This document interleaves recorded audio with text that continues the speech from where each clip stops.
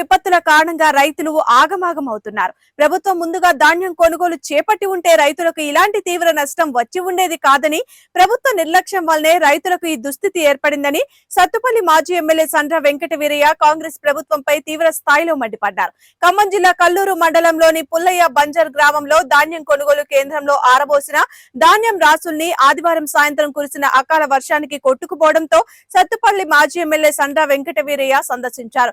తడిసిన ధాన్యం మొలకెత్తిన ఉన్న వడ్లను పరిశీలించారు. అనంతరం రైతులతో కలిసి ధాన్యం కొనుగోలు కేంద్రం వద్ద బీఆర్ఎస్ పార్టీ ఆధ్వర్యంలో బైఠాయించి ఆందోళన చేపట్టారు. ఈ సందర్భంగా మాజీ ఎమ్మెల్యే సండ్ర మాట్లాడారు.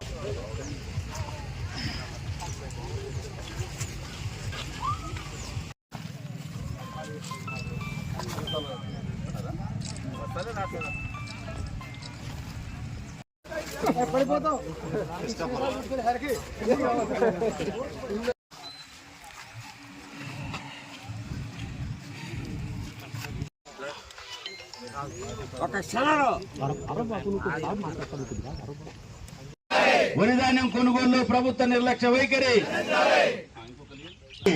ప్రభుత్వ నిర్లక్ష్య వైఖరి. ధాన్యం వెంటనే రైతులను వెంటనే మొద్దు ప్రభుత్వం రైతాంగ నిర్లక్ష్య వైఖరి. ఒక పద్ధతి, ఏ పద్ధతిలో ఎట్లా చేయాలి, ఎక్కడ కానీ కొనుగోలు కేంద్రాలు పెట్టలేదు.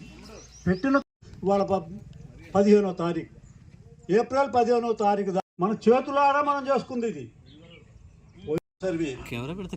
అంటే ఎంత దారుణంగా రేవంత్ రెడ్డి గారు కడితే బాగుండదేమో.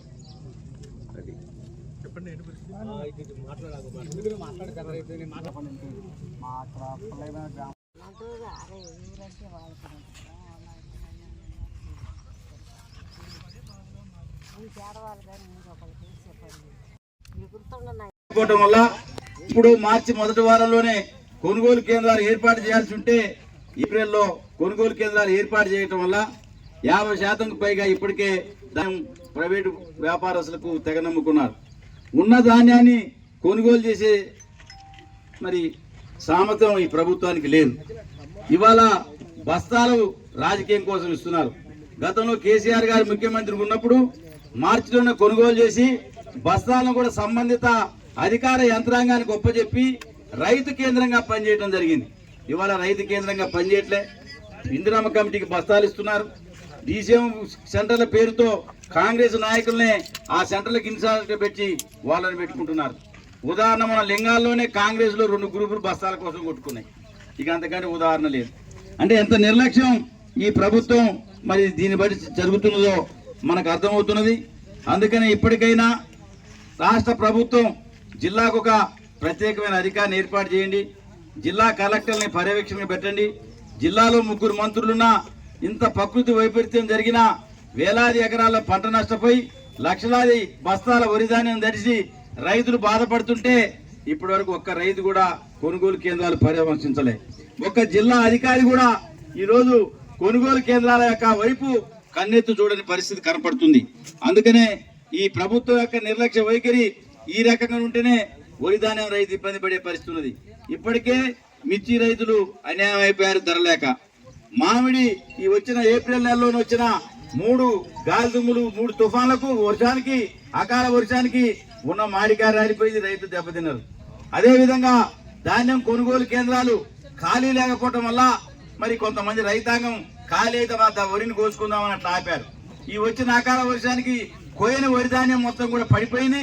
అందుకనే వాళ్ళకి ఎకరానికి 20,000 ఇచ్చి అధికారులు వెంటనే ఆ యొక్క పంట పొలాలను పరిశీలించి వాటిని కూడా ఎనిమిరేట్ చేసి ఆ రైతులను కూడా ఆదుకోవాలని చెప్పి ఈ ప్రభుత్వాన్ని డిమాండ్ చేస్తున్నాం. ఇది రాజకీయంగా మేము ప్రభుత్వాన్ని బదనామం చేసేదానికోసం రాలా. నెల రోజులైన కోతలు ప్రారంభమైనా మేము చూసినాం ఈ ప్రభుత్వం ఏ రకంగా ఉంటుందో. మీ నిర్లక్ష్య వైఖరి వల్ల ఈ రోజు రైతాంగం ఇంత ఇబ్బంది పడుతుంటే బాధ్యత కలిగిన ప్రతిపక్ష నాయకుడిగా మేము పార్టీగా గతంలో రైతాంగానికి ఇబ్బంది లేకుండా కొనుగోలు కేంద్రాలు ఏర్పాటు చేసి, మిల్లులు ఏర్పాటు చేసి, లారీలు ఏర్పాటు చేసి, అవసరమైతే లారీలు దొరకపోతే ఎంఈఏని రోడ్డు మీద పెట్టి ఖాళీ లారీలు తీసుకొచ్చి పులాబెల్తే సెంటర్కి మేము పంపించినాం. ఇలా పరిస్థితి లేదు. వచ్చిపోయేవాడి దిక్కు లేదు. ఏదో మేము వస్తున్నాం, ధర్నా చేస్తున్నాం తెలంగాణ నిన్నటి నుంచి అధికారులు ఉరుకులు పెడుతున్నారు. మీరు ఇప్పటికైనా రాజకీయ సమస్యగా మీరు చూడకుండా, బస్తాల్లో రాజకీయం చేయకుండా, ఖాతాల్లో రాజకీయం చేయకుండా, కొనుగోలు రాజకీయం చేయకుండా